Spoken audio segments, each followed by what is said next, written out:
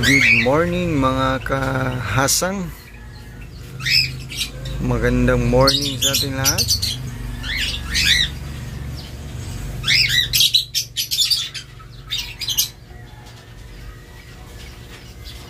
Ayan na mga kahasang, update tayo sa ating flower horn na nagkaroon ng SBD, no? After 5 days sa kanyang recovery, ayan na siya mga kasang, bumalik na yung kanyang cook. Maliksi na siya.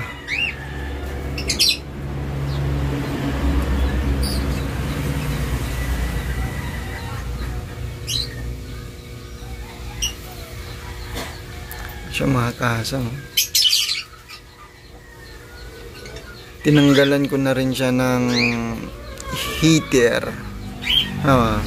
Makikita nyo mga kasang, wala na siyang heater dyan, no? Return na lang. At try natin ilaw. Siya mga kasang, yan natin ng ilaw kasi medyo madilim pa.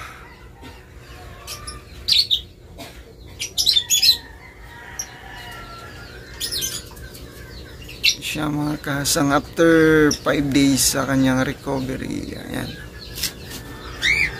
fully recover na siya mga kahasang.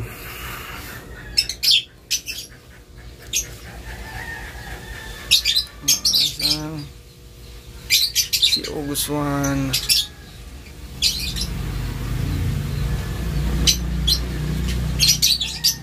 isang taon na siya sa atin.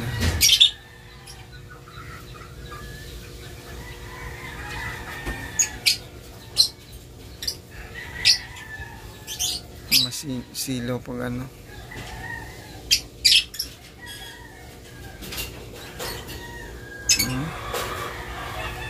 ang pinapakain ko na sa kanya mga kasang is isang pirasong large sa umaga at isang piraso sa hapon. Ang kanyang diet, sige, isa lang umaga at hapon, bali 2 piraso sa isang araw. So mga kasang, si August 1,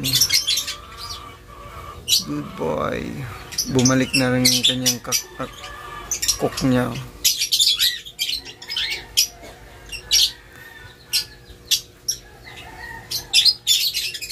Ayan, update ko rin kayo dito sa ating si 7 na yun, si 7 monster cook na 7. Medyo malabo na ng kanilang mga tank. 7.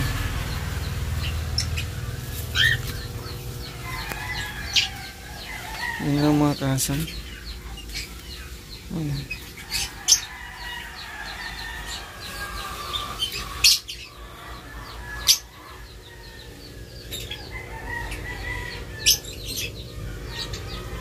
SBD Survivor.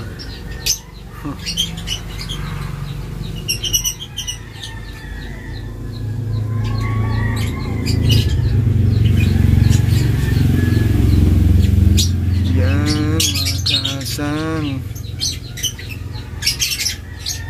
So yun lang mga kasang. Salamat sa panonood. Sa mga hindi pa na-subscribe dyan mga kahasang, paki-subscribe na lang po ng ating channel. Paki-hit yung notification bell para updated kayo sa ating mga videos. So yun lang mga kahasang. Good morning at pagpalain kayo ngayong araw na to mga kahasang.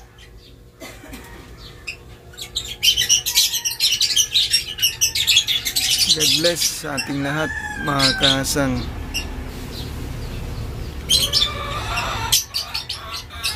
So, yun lang. Bye-bye.